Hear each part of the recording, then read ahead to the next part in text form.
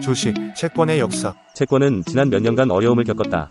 2021년은 하락한 해였다. 2년은 채권 역사상 최악의 해였다. 3년은 금리가 변동성이 심해서 상당한 요동이 있긴 했지만 상황이 더 나아졌다. 2023년까지 10년 동안 10년 만기 국채의 수익률은 연평균 1.5%에 불과했다. 같은 기간 인플레이션은 연평균 1.8%였으며 실질 기준으로 미국 국채에 투자했다면 손실을 본 셈이다. 같은 기간 현금 3개월 만기 국채 수익률은 연평균 1.3%로 국채와 거의 비슷했다. 10년 기간 대부분 동안 연준의 기준 금리가 0%였다는 점을 고려하면 꽤 인상적이다. 현금은 3년 연속 채권을 앞질렀다. 좋은 소식은 이번 채권 투매 과정에서 주식이 제 역할을 했다는 것이다. 2년 약세장에도 불구하고 S&P 500은 2021에서 2023년 총 32% 이상 상승해 연평균 10% 안팎의 수익률을 기록했다. 한 자산이 저조한 실적을 기록했지만 다른 두 자산이 그 부진을 만회했다. 이것이 다각화의 묘미다. 지금 당장은 채권을 탓하기 쉽지만 주식시장이 녹다운되는 동안 채권이 상황을 보완해주었던 적이 있다. 2000년부터 2011년까지 S&P 500은 연평균 0.5%로 거의 움직이지 못했다. 인플레이션을 감안하면 이 잃어버린 10년 동안 실질 기준으로 연평균 2%의 손실을 기록했다. 이 기간 동안 현금은 연평균 2.3%의 수익률로 괜찮았다. 그러나 금융시장에 허리케인이 닥쳤을 때 안전벨트가 되어준 것은 10년 만기 국채로 22년 동안 연평균 7.2% 이상의 수익률을 기록했다. 때때로 불현듯 떠오르는 것은 현금이었다. 1969년부터 1978년까지 10년 동안 S&P 500 지수는 연평균 3.2% 상승에 그쳤다. 연평균 6%가 넘는 인플레이션을 감안하면 실질 수익률은 마이너스였다. 당시 금리가 더 높았던 채권은 연평균 4.8%의 수익률을 기록하며 더 나은 성과를 보였지만 이 역시 인플레이션에 잠식당했다. 그 중에서도 가장 좋은 것은 10년 동안 연평균 6%의 수익률을 올린 현금이었다. 여기서는 요점을 말하기 위해 기간을 엄선한 것이지만 투자자에게는 중요한 문제다. 정말 장기적인 관점에서 보면 주식이 가장 좋은 자산이다. 이 기간 동안의 장기 인플레이션을 연평균 3%로 가정했을 때 1928년 이후 각 자산의 역사적 실질 수익률은 다음과 같다. 주식 플러스 6.8%, 채권 플러스 2.6%, 현금 플러스 0.3%. 장기적으로 볼 때 주식이 당연한 선택이다. 하지만 최고 수익률부터 최저 수익률까지 수익률의 범위를 살펴보자. 주식이 장기적으로 위험 프리미엄을 지불하는 이유 중 하나는 단기적으로 매우 변동성이 크기 때문이다. 단기적으로는 어떤 일이든 일어날 수 있다.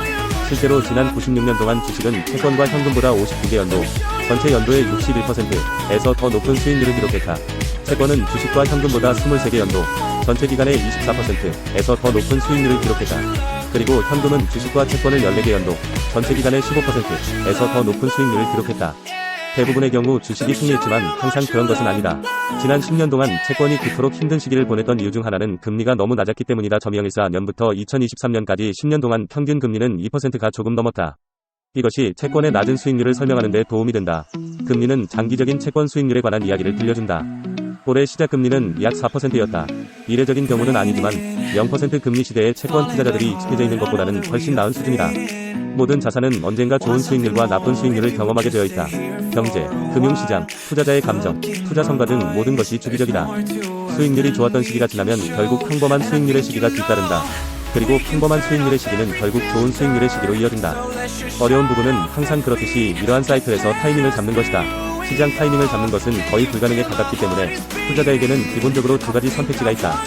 1. 다각화, 주식, 채권, 현금으로 구성된 포트폴리오라도 완벽하지 않다. 하지만 이러한 구성 자산을 다양하게 혼합하면 다양한 시장 및 경제 환경에서도 견딜 수 있다. 2. 인내심, 주식 같은 한 자산의 전부 또는 대부분을 집중하려면 때때로 주식이 폭락할 때를 견딜 수 있는 비율이 있어야 한다. 현금 같은 유동성 자산을 보유하는 것이 도움이 될 수 있지만 어떤 사람들은 주식이 하락할 때 손 놓고 가만히 앉아 있을 수 있는 능력이 있다. 선택은 투자자로서의 감정을 어떻게 다스릴 수 있는지로 귀결된다. 현명하게 선택해야 한다. 투자자라면 이런 말을 들어보았을 것이다. 주식은 단기적으로는 변동성이 크고 장기적으로는 보상이 크다. 채권은 변동성이 적지만 좋음, 보상도 적다. 나쁨, 위험과 보상 사이의 투자의 황금률을 보여주는 완벽한 예다. 아래에서 살펴볼 두 차트는 주식과 채권의 행동을 훌륭하게 보여준다. 먼저 채권에 대한 기준을 알아보자. 아래 차트는 1976년부터 2022년까지 채권 데이터, 블룸버그 미국 총채권 지수를 보여준다. 회색 막대는 전체 연도에서 채권 지수의 수익률을 보여준다. 빨간 점은 연중 최대 하락폭을 보여준다. 예를 들어 1997년을 살펴보자. 채권 지수는 10% 상승하며 한 해를 마쳤다. 그러나 연중 최고치에서 마이너스 2% 하락했다. 대부분의 연도에서 한 자릿수 수익률을 기록하고 있고 연평균 수익률은 플러스 6.6%이다. 그리고 연중 평균 하락률은 마이너스 3.4%였다. 2년은 상당히 이례적이다. 이 데이터는 지난 물결표 40년 동안의 금리 하락과 상당히 밀접하게 일치한다. 아래 참조. 금리가 하락함에 따라 기존 채권의 가격은 상승한다. 금리가 상승하면 기존 채권의 가격을 하락한다. 2022년 참조. 수십 년 동안 지속적인 금리 하락. 1980에서 2021년은 수십 년 동안 플러스 채권 수익률로 이어진다. 하지만 미래는 그렇게 안정적이지 않을 수도 있다. 2003년 같은 해가 완벽한 예다. 이 해에 연중 마이너스 14%의 하락이 있었다. 상당히 좋지 않은 상황이었다. 하지만 연말을 플러스 26% 상승으로 마감했다. 놀라운 일이다. 이 기간 동안 주식이 채권보다 훨씬 더 나은 수익률을 제공했다. 전체적으로 주식은 물결표 6,500%, 65배 이 수익률을 올렸고, 채권은 물결표 2,000%, 20배 이 수익률을 올렸다. 주식의 3배 압승이었다. 그렇다면 어떤 대가를 치렀을까? 주식은 연중 평균 마이너스 14.3%의 하락을 겪었다. 이는 채권이 최악을 기록한 해 마이너스 15%와 거의 같다. 그리고 주식은 연중 30% 이상의 이례적인 하락폭이 5번이나 있었다. 금액으로 환산하면 50만 달러 상당의 주식의 30%는 15만 달러이다. 점일령년에 한 번 50만 달러가 35만 달러가 된다고 상상해보라.